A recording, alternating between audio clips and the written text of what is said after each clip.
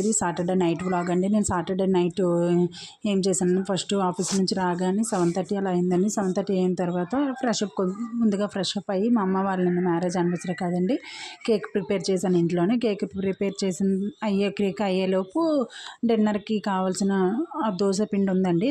దోశలు వేసుకొని తినేసిన తర్వాత తిన్న సామాన్లు అవన్నీ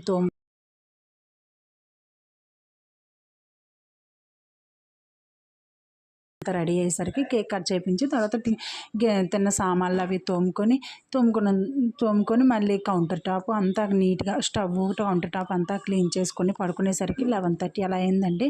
సాటర్డే అయితే మా అమ్మ వాళ్ళకి చిన్నగా ఇంట్లోనే మ్యారేజ్ యానివర్సరీ కదండి, దానికోసం నేను కేక్ కట్ చేయించి ఇలా కొంచెం చిన్నగా సెలబ్రేషన్ అయితే చేసుకున్నామండి.